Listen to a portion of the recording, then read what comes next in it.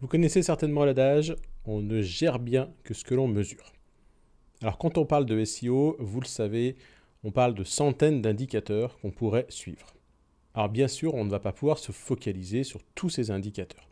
Alors dans cette vidéo, je vais vous expliquer quels sont les indicateurs clés à suivre pour réussir votre stratégie SEO et performer dans votre business. Eh bien allez, on y va. Lors de ma précédente vidéo, je vous ai présenté comment mettre en place une stratégie de contenu en moins de 10 minutes. Comment ça, vous ne l'avez pas encore vu? Bon, si c'est le cas, je vous invite à aller jeter un œil rapidement. Je vous mets le lien là en dessous dans la description. En complément de cette vidéo, je vais vous présenter aujourd'hui 10 indicateurs clés à suivre pour vous assurer que votre stratégie de contenu fonctionne et suivre ses résultats et aussi savoir comment les interpréter. Allez, on démarre. Le premier critère à suivre, c'est le plus simple et le plus évident, c'est le trafic organique. Alors, qu'est-ce que c'est que le trafic organique? Quand un internaute vient faire une recherche dans un moteur de recherche, une page de résultats lui est affichée. Dans cette page, on va retrouver de la publicité et sous les publicités, ce qu'on appelle les résultats dits naturels. C'est ça le trafic organique. Le trafic organique, c'est donc le nombre de visiteurs qui vont arriver sur votre site en ayant cliqué sur un de ces résultats naturels. Bon, vous me voyez venir, hein. Ce trafic organique, c'est le Graal. Si on a bien fait notre boulot, on va recevoir gratuitement des visiteurs qualifiés et il va être facile de les transformer en abonnés, en prospects et même en clients. Plus vos stratégies SEO seront efficaces et pertinentes, plus vous allez recevoir de trafic organique. Bon, mais attention, se positionner en première position sur des mots-clés que personne ne recherche ou qui n'ont aucun intérêt pour votre business, ça ne sert à rien. Alors en ce sens-là, faites attention aux vendeurs de rêve qui vous promettent de vous positionner sur des mots-clés inutiles. Pour suivre votre trafic analytique et son évolution, vous le savez, vous pouvez utiliser des outils comme Google Analytics ou la Google Search Console. Mais vous pouvez aussi utiliser SEMrush qui va vous offrir des outils qui vont vous permettre de suivre l'évolution de votre trafic, de le comparer avec vos différents concurrents et aussi de savoir quelles sont les différentes sources de trafic. Allez, on va voir ça en image. On va donc démarrer par l'outil Vue d'ensemble du domaine. Depuis cet outil, on va pouvoir suivre l'évolution du trafic au fil du temps, la répartition du trafic organique, mais aussi du trafic payant et l'ensemble des mots-clés sur lesquels on vient se positionner. Et on peut, depuis cet outil, se comparer à nos différents concurrents. Et même si on ne connaît pas ces concurrents, SEMrush va directement nous les proposer. Depuis là, nous allons pouvoir basculer sur l'outil analyse du trafic qui va nous permettre d'y voir plus clair sur nos différentes sources de trafic, que ce soit du trafic direct, du trafic de type référal, du trafic organique ou du trafic payant. Gardez en tête que notre objectif, c'est de diversifier au maximum nos sources de trafic en travaillant notre marque, nos réseaux sociaux, notre SEO et notre popularité via les backlinks. Un autre outil bien pratique, c'est l'outil de parcours du trafic. Ce diagramme va vous permettre d'identifier les principales sources de trafic qui envoient le plus de trafic vers le domaine analysé et les 5 domaines externes vers lesquels les visiteurs vont le plus souvent après avoir visité votre site. Si vos visiteurs ils vont chez vos concurrents après être venus sur votre site, c'est pas très bon signe. Mais en même temps, ça peut vous donner plein d'idées pour mettre des choses en place sur votre site. Et ça peut aussi potentiellement être des partenaires avec qui collaborer. Allez, deuxième critère qu'on va suivre régulièrement, c'est le positionnement des mots-clés. Alors on devrait plutôt dire des expressions clés. Une expression clé, c'est la phrase que vient taper un internaute dans le moteur de recherche. Notre objectif, c'est de venir nous positionner dans les premières positions sur des expressions clés qui ont un rapport avec notre business et qui correspondent à des réelles intentions de l'internaute. Alors, pour suivre vos positionnements de mots-clés, il y a la plus simple des solutions, c'est tout simplement de venir taper ce mot-clé dans Google. Moi, personnellement, il y a un outil que je vais vous conseiller et que j'utilise beaucoup, c'est SEO Hero Ninja. Ce qui est pratique avec SEO Hero Ninja, c'est que vous allez pouvoir suivre en temps réel votre positionnement pour un mot-clé donné. Il suffit de taper votre mot-clé, votre domaine et de cliquer sur Go Check Rank. Et quelques secondes plus tard, vous allez savoir exactement comment votre site se positionne, là en l'occurrence sur 12 data centers de Google et vous aurez une position moyenne. Bon, si cet outil vous plaît, je vous mets le lien dans les commentaires. Bien sûr, vous pouvez aussi utiliser l'outil suivi de position de SEMrush qui va vous permettre de suivre l'évolution de vos positionnements. On va en reparler un petit peu plus tard. Allez, nous voilà arrivés au troisième indicateur à suivre. On va parler de visibilité dans la SERP. Donc pour chaque requête, Google va construire une page de résultats. C'est ce qui s'appelle la SERP. Et cette page de résultats, elle va contenir différents types d'informations. On va retrouver donc des résultats organiques, mais aussi de la publicité, potentiellement un pack local, des featured snippets, un knowledge panel, des images, etc., etc.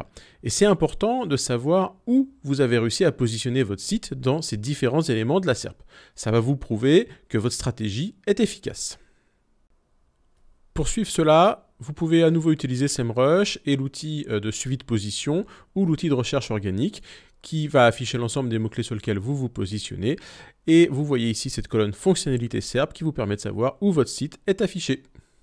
Allez, une petite astuce pour utiliser cette colonne fonctionnalité SERP. Imaginez que vous êtes en train de créer des vidéos, comme je le fais moi, mais que vous manquez d'inspiration et vous êtes en manque de sujets à traiter. Eh bien, affichez l'ensemble des mots-clés de votre site, voire des mots-clés de vos concurrents, et regardez les mots-clés pour lesquels la SERP propose une fonctionnalité vidéo ou carousel vidéo. Vous aurez comme ça une bonne liste de mots-clés à mettre en place dans vos stratégies vidéo. Voilà venir le quatrième indicateur, le CTR, click-through rate ou taux de clic en français. Donc le taux de clic, le CTR, c'est tout simplement le pourcentage du nombre d'utilisateurs qui vont réellement cliquer sur votre lien quand il est affiché dans une SERP.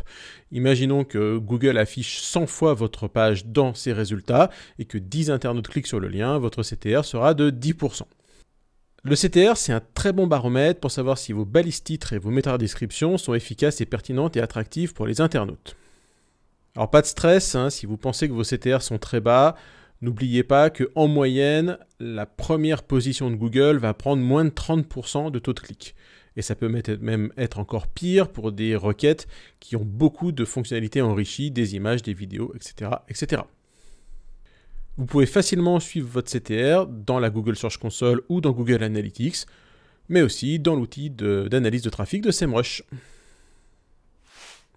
Cinquième interaction, le fameux taux de rebond. Le taux de rebond, c'est le pourcentage de visiteurs qui viennent sur votre site et qui le quittent sans avoir fait aucune interaction.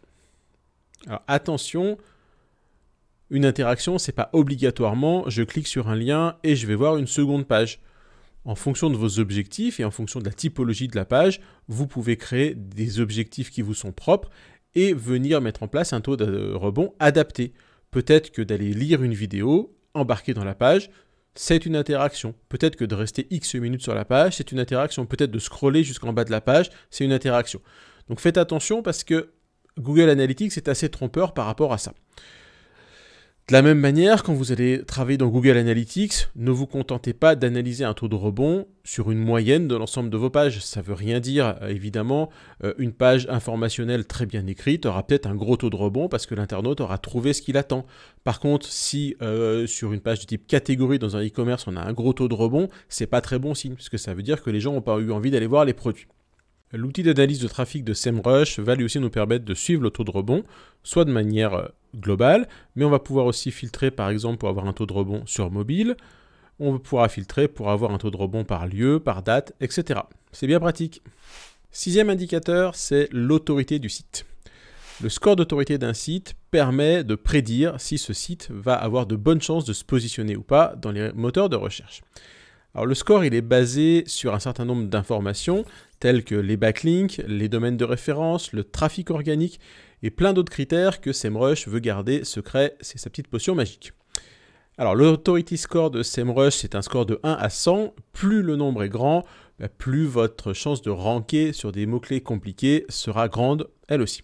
Vous retrouverez votre authority score dans SEMrush et vous pourrez le comparer avec l'authority score de vos concurrents. Alors donc notez bien que quand vous lancez un nouveau site, vous démarrez avec un authority score de 1 et que c'est au fur et à mesure des travaux que vous allez mettre en place pour lui donner de la notoriété et de l'efficacité que votre authority score va monter. Alors pour être complet, on pourra citer d'autres scores d'autorité qui existent, tels que le Citation Flow, le Trust Flow, le Topical Trust Flow ou le Babar Score, cher aux frères Perronnet, lancé dernièrement. Il en faut pour tous les goûts. Septième critère, et c'est peut-être le plus important, c'est les backlinks. Bah oui, vous le savez, l'algo de Google, depuis toujours, il est basé sur des backlinks. Donc c'est indispensable de suivre l'évolution de vos backlinks dans le temps. Donc pour ça, tout simplement, vous allez utiliser l'outil d'analyse de backlinks de SEMrush. Cet outil, il va vous permettre d'évaluer votre progression en termes de backlinks. Vous allez par exemple pouvoir voir les nouveaux backlinks, les backlinks perdus et analyser l'ensemble des backlinks vers votre site. C'est vraiment important de suivre et de connaître ce nombre de backlinks, mais aussi de prendre en compte le nombre de domaines référents, les fameux referring domains ou RD dont vous avez certainement déjà entendu parler. Alors, on ne rentrera pas aujourd'hui dans le détail de comment obtenir des liens. Vous pouvez faire du link betting ou pourquoi pas aller voir différentes plateformes qui vont vous permettre d'acquérir des liens. Nous voilà arrivés au 8e indicateur, la rapidité de votre site. Vous le savez, votre site doit être rapide, mais ce n'est pas uniquement pour Google qu'on fait ça, c'est surtout pour les internautes. Plus votre site va être rapide, plus il va être agréable à utiliser, donc plus bas sera le taux de rebond et plus il va vous permettre de réaliser vos objectifs. Vous en avez entendu parler, dans quelques semaines va sortir le nouvel algorithme Google Page Experience basé sur les Web Core Vitals. Alors on entend beaucoup de choses, mais il faut rester serein, pas de panique. Du jour au lendemain, votre site ne va pas disparaître de Google parce qu'il est un petit peu moins rapide que ce que prévoient les Web Core Vitals. Ne cédez pas à la panique et ne cédez pas encore une fois à ces vendeurs de peur qui veulent essayer de vous vendre des prestations très chères qui vous seront inutiles. Allez, il nous reste 2 indicateurs. Le 9e et avant-dernier, c'est le temps passé sur la page. C'est une métrique qui va vous permettre de vous assurer que vos contenus correspondent à l'intention de recherche des internautes. Si les visiteurs passent beaucoup de temps sur votre page, bingo, c'est que vous avez répondu correctement à ce que recherchait l'internaute. Par contre, s'il ne reste pas très longtemps, ce n'est pas très bon signe. Ça veut dire que soit vous êtes trompé de mots-clés, soit que votre contenu n'est pas de bonne qualité. Vous pouvez suivre cet indicateur dans Google Analytics, mais attention, ne vous limitez pas à des moyennes. Regardez, encore une fois, page par page, sinon ça n'a pas beaucoup de sens. Alors, petite astuce pour savoir si ce temps de passer sur la page est bon, regardez tout simplement vous combien de temps ça vous prend pour lire la page dans son intégralité et comparez ça avec la statistique. Ok, voilà le 10e et dernier critère, le taux de conversion. Est-ce que vous avez réussi à convertir vos objectifs? C'est vraiment le KPI ultime, c'est celui qui va valider l'ensemble de votre stratégie, que ce soit en termes de SEO, en termes de réseaux sociaux, en termes d'expérience utilisateur. Si vous convertissez, c'est que vous avez bien fait votre job. Alors attention, convertir, ce n'est pas forcément uniquement faire une vente. On en a déjà parlé.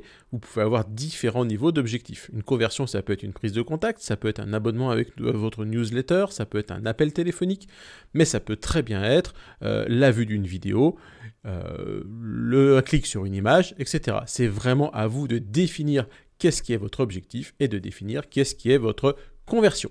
Une fois que vous avez bien défini vos objectifs, vous pouvez mettre en place un plan de tagage dans Google Analytics qui va vous permettre de suivre leur évolution au fil du temps. Voilà, c'est presque terminé. Vous connaissez maintenant les 10 indicateurs clés à suivre pour savoir si votre stratégie est efficace. Alors bien sûr, chaque business est différent. En fonction du contexte, vous devrez adapter les critères à suivre et les stratégies et les efforts à mettre en place.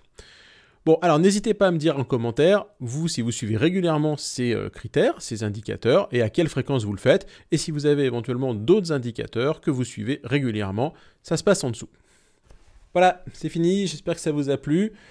Si c'est le cas, n'hésitez pas à aimer la vidéo, mettez un petit commentaire, n'oubliez pas de vous abonner à la chaîne et d'activer la cloche pour être notifié lors des prochaines vidéos et de ne louper aucune astuce SEO. Allez, à plus!